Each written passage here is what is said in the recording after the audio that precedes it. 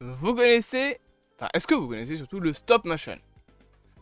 Probablement que oui. Le stop motion, c'est un outil, c'est une manière de mettre en scène un film différente du live action. Pour faire un petit peu la grosse différence, on a le live action. Bibi, moi, bonjour, salut. On a l'animation 3D CGI, Pixar. On a l'animation 2D CGI, Arcane. Je sais pas vraiment si on peut... Ouais, si, c'est de la 2D CGI. Et on a l'animation anime. Ça, c'est le dessin animé pur et dur avec voilà, du dessin, etc. Là où Arcane, c'est de la fausse 2D techniquement. Enfin, c'est de la 3D, mais on compte ça comme de la 2D CGI. C'est un peu compliqué. Et en plus de tout ça, donc on a live action, 3D, 2D CGI, anime, qui est donc de l'animation dessin par dessin. Et on a le stop motion. Le stop motion, c'est en gros faire de l'anime avec des props. Je vous l'ai dit, l'anime, c'est dessin par dessin. Sachez que les animateurs 3D ne font jamais toutes les clés eux-mêmes. En fait, dans l'animation, tu as le mec qui va faire les clés de base de l'animation, genre le bras comme ça, le bras comme ça, le bras comme ça. Et voilà, il va faire la base. Alors, il y aura 3 images, mais il va faire la base. Et puis, tu auras quelqu'un d'autre, un autre animateur qui va venir faire toutes les images qu'il y a entre cette position et cette position. Et il va se casser les couilles à faire en sorte que ce soit 24 images par seconde. Le mec va faire 24 images x 3, moins 3. Ça fait 48, ça fait 62, ça fait 59. 59 images à dessiner, différentes. Bonne chance. Et le stop motion, en gros, c'est ça, mais avec des trucs réels. Pas avec du dessin en gros. Le stop motion, c'est je vais prendre lui, par exemple. Je vais le mettre dans une position, voilà, comme ça, sur ma première frame. Et à la frame finale, il sera assis. Allez, tu vas tenir sur mon micro. C'est un miracle que ça tienne. Eh bien, je vais animer avec ce petit bonhomme toutes les frames de là où il était debout, à là où il est assis. Avec à chaque fois en bougeant légèrement le bras, légèrement la jambe, en le mettant, souvent on a des pics transparents qui sont effacés après par ordinateur, sur lesquels on met les personnages. Souvent ça s'attache dans le dos et c'est pour les faire voler, etc. Dans les vidéos YouTube de stop motion, ils utilisent beaucoup ça. C'est des bâtons qui peuvent être bougés pour faire bouger les personnages. On va parfois aussi prendre des petits blocs de fond vert pour si jamais ils doivent par exemple monter dans les airs comme si c'était Dieu. Voilà, il y a plein de petites manières de faire ça, mais le stop motion c'est quelque chose de très chiant. On va pas se mentir, c'est pas un style dont je suis spécialement très fan. Je suis pas fan du stop motion. C'est cool. Quand tu vois un mec de 14 ans faire ça dans sa chambre avec des petits jouets et ensuite le poster sur une vidéo YouTube et que tu vois que le mec arrive à te faire une animation 60 FPS, t'as envie de te tailler les veines parce que tu te dis que t'es une merde. Mais c'est pas un style que j'aime beaucoup. Parce que le stop motion, ça a ce truc que je déteste, c'est que c'est saccadé. Oui.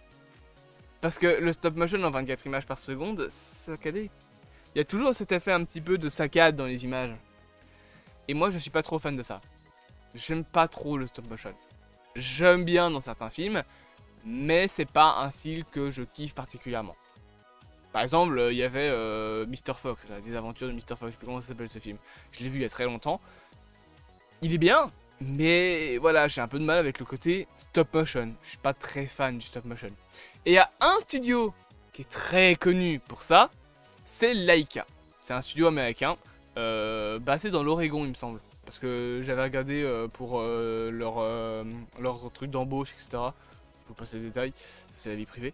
Mais ils sont connus pour un film bien précis, le film dont on va parler aujourd'hui, vous l'aurez vu au titre. Et ce film, c'est Coraline. Je pense que Coraline est mon film stop motion préféré. Coraline, c'est donc un film où on suit la petite Coraline qui déménage avec ses parents dans une nouvelle maison. Et en jouant, voilà, en découvrant un petit peu les lieux, etc., elle tombe sur un trou dans un mur.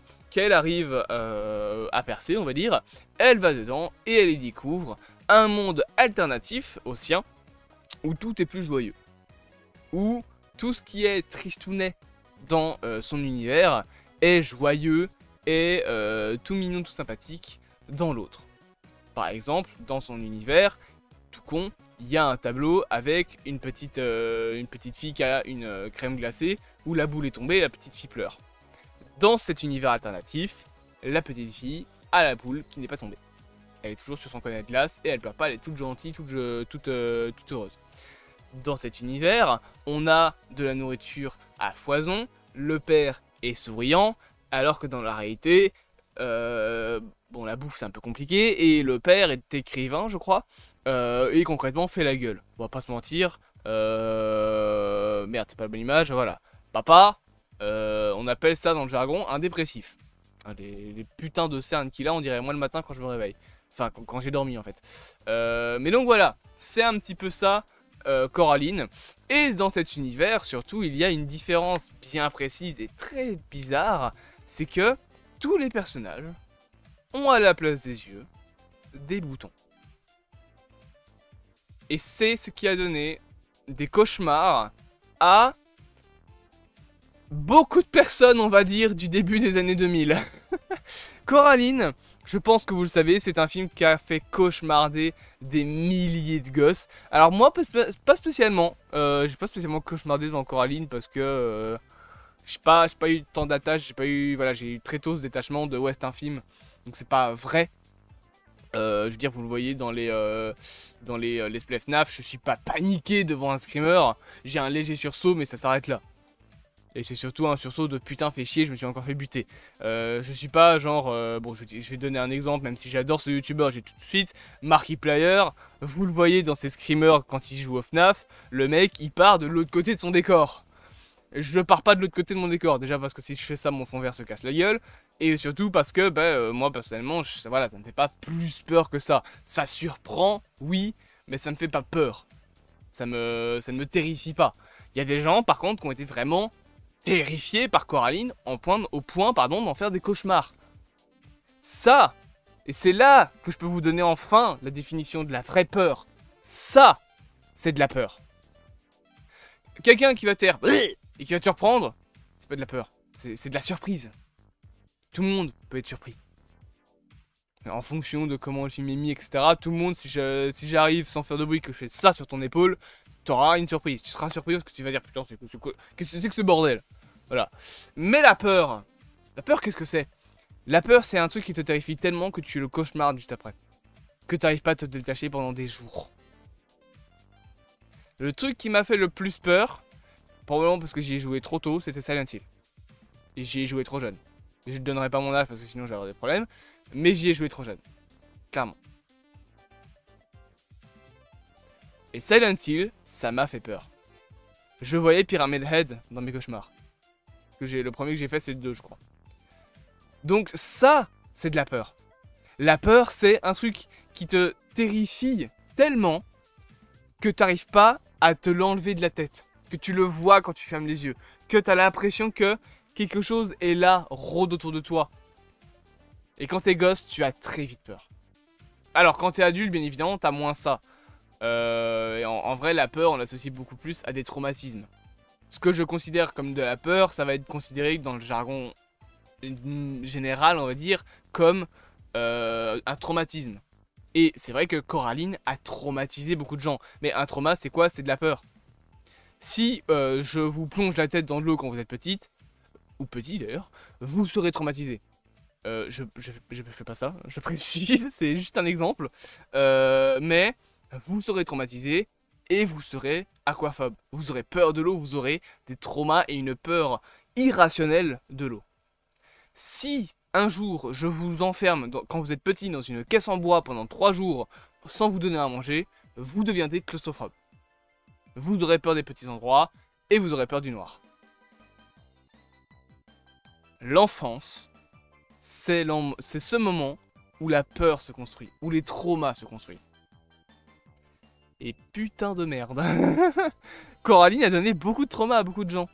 Parce que non seulement tu as donc ce côté un petit peu spécial, j'ai un message, je sais pas d'où ça vient, je m'en fous, avec notamment du coup la femme, enfin la mère qui a des boutons à la place des yeux, on se fait mais c'est bizarre madame, qu'est-ce qui se passe, qu'est-ce que c'est que cette merde? Donc voilà, il y a quelque chose d'assez spécial derrière, mais en plus, et c'est là que le stop motion est intéressant, le stop motion justement donne cet effet traumatisme, donne cet effet de peur. Parce que clairement, c'est le stop motion qui donne son ambiance au film.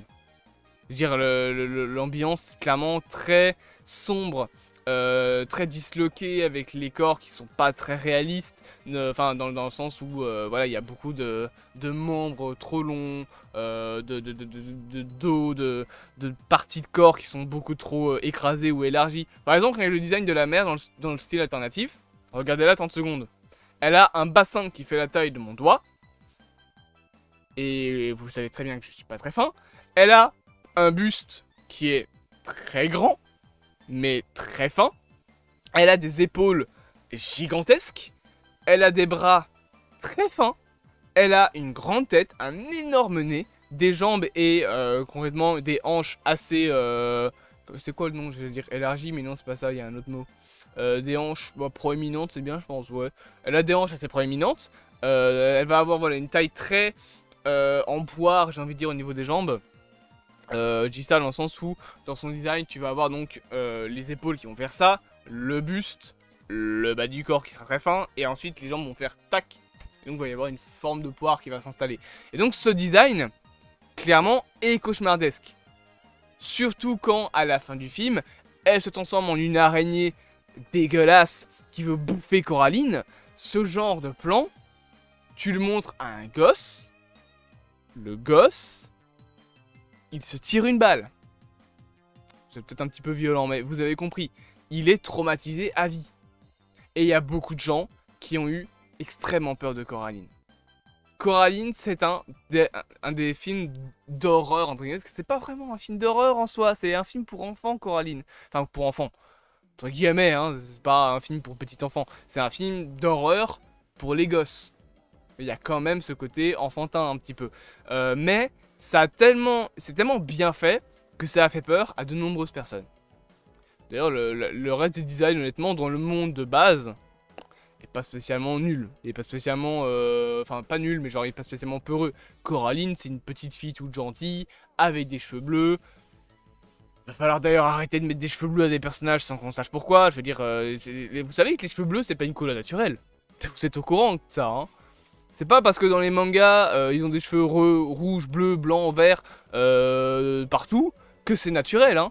Les scénaristes, les créateurs, les concept artistes, vous savez que si j'ai les cheveux rouges, c'est parce que je fais des colos. Peut-être arrêter de foutre des cheveux bleus à n'importe quel personnage. J'ai jamais compris pourquoi plein de personnages ont des cheveux de couleur.